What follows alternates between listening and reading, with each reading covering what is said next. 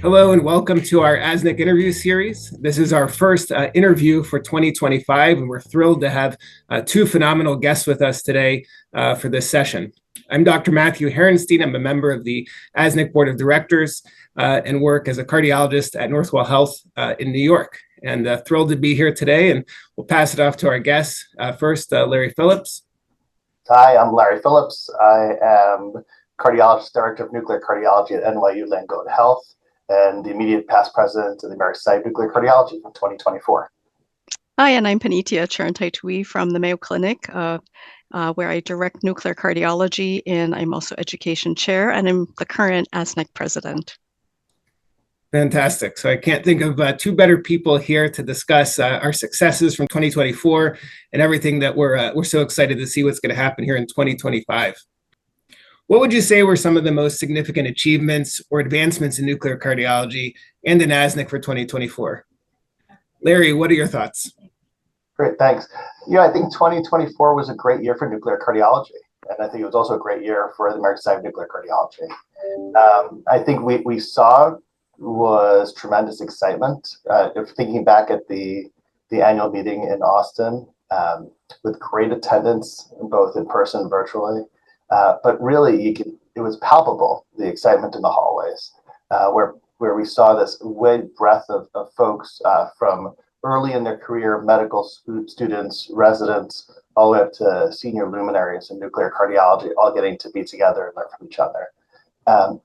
I think that we're finally seeing that point where nuclear cardiology is viewed not just solely as perfusion imaging, but really broadening the playing field and knowing that nuclear cardiology has a role in multiple disease states, but not just knowing it, but giving people the tools and then taking on that excitement for the tools to learn and actually to look at imaging in multiple areas. And the third thing I think is that we've really hit that tipping point in PET, where there's been a lot of discussion about PET over the years and the slowly evolving role that people have seen. And I think that we've hit that tipping point, and that's for several reasons. First of all, the F-18 approval as a new radiopharmaceutical, which will go live this year. The increased vision of myocardial blood flow in guideline statements, especially the European guideline statements this past summer. And then the discussions about reimbursement and cameras and everything that goes along with it. And really, we can see it in our educational courses, which are having standout attendance on all things PET related. And so if you look at all those, it was a great year, and we're looking forward to a wonderful 2025. Fantastic. And I think you hit on some key highlights, and I've been a member of ASNC for many years since my training. And one of the things that we've always thought about is how do we continue to modernize and reinvent nuclear cardiology. And, this is really a time of significant growth and I think excitement with so many new technologies and opportunities for younger members, senior members to get involved in. So Panithaya, as we think about 2025 and we're looking ahead, what are some of the key goals or initiatives that the Society is aiming to prioritize in 2025 during your year in leadership? Are there any specific projects or research areas or collaborations that you're excited about? So thanks, Matt. So, as you heard from Larry, there's been a lot of new developments with respect to tracers and camera systems and protocols. And so I think in 2025, I think education will be the cornerstone of ASNC's mission as we strive to equip new laboratories with new knowledge, new skills, new equipment, new tracers. And I think people will really need to gain more knowledge in this really rapidly evolving field.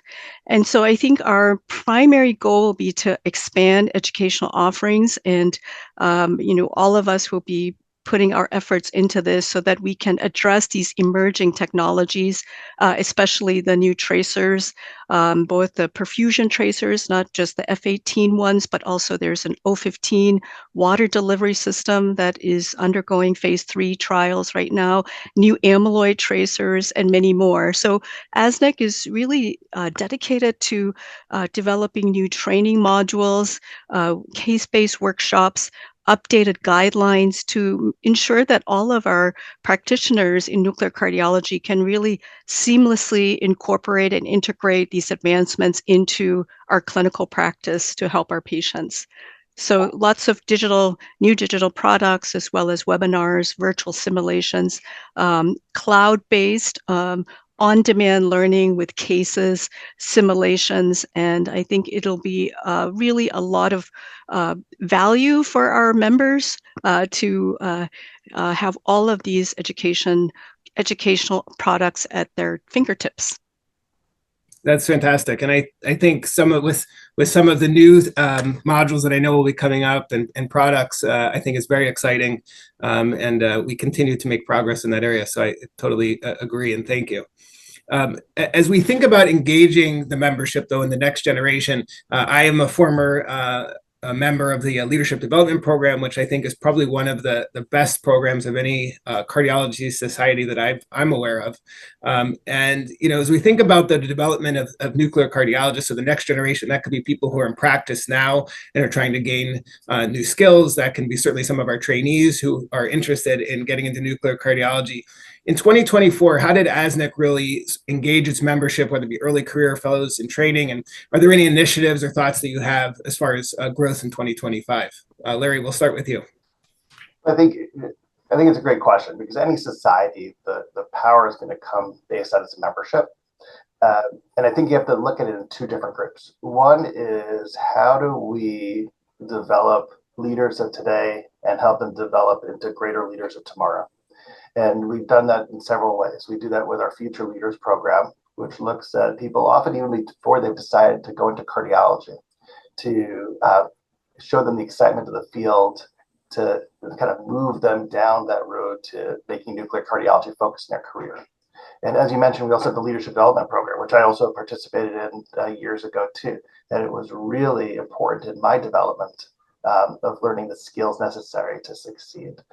And we continue to see that in tremendous importance of membership there, not just on the physician side, but the technologist side, which we started several years ago to make sure we're really building up the bench in all areas.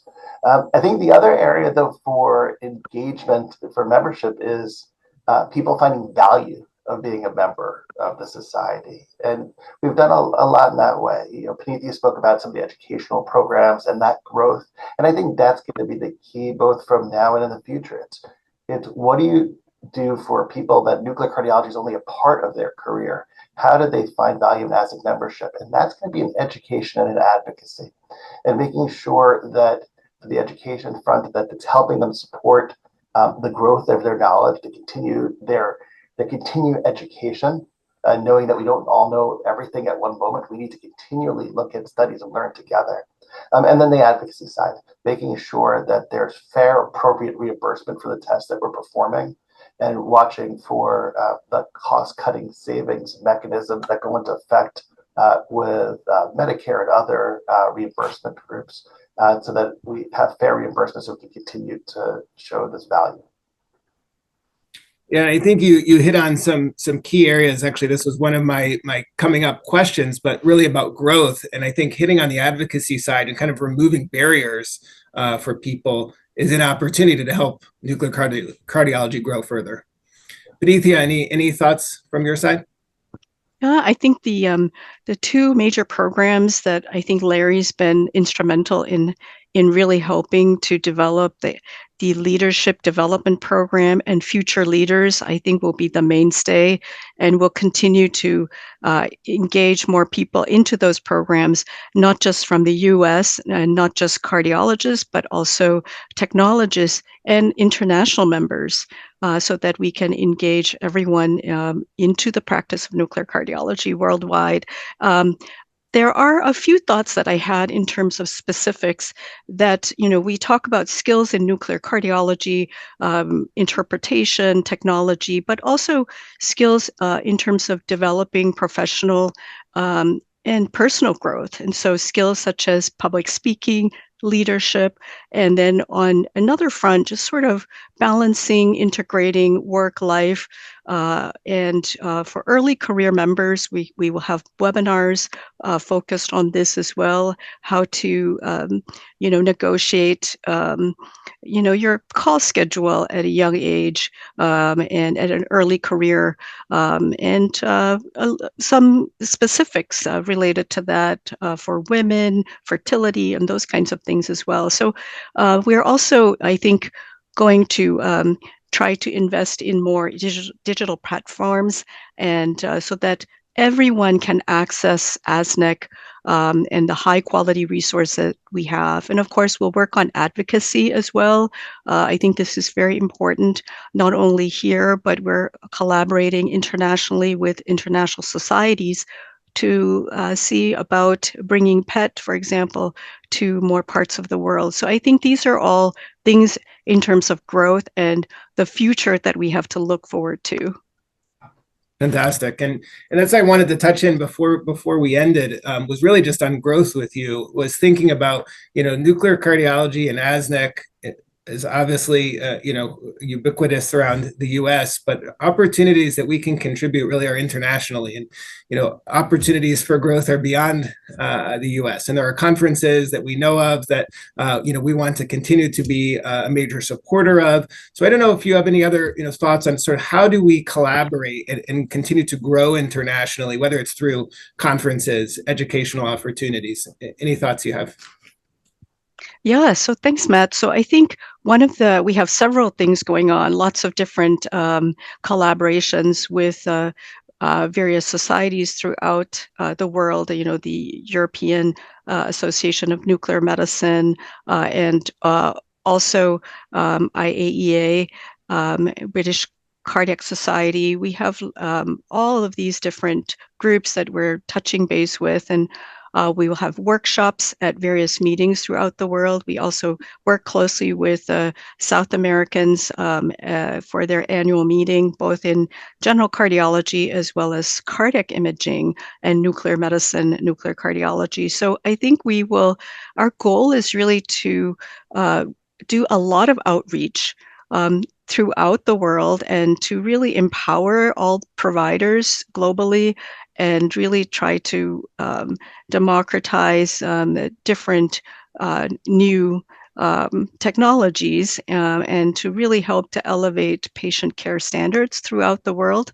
And so I think this is an exciting time because of all these expansions, and we have so many resources available, a lot of educational materials, a lot of talent within ASNC, a lot of excitement.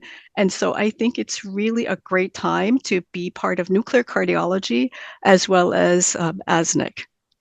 Well, thank you. And I think as, we think about what we've talked about here today, opportunities for 2025, really growth in education, I think is going to be very important, but also great opportunity for many nuclear cardiologists around the country and around the world.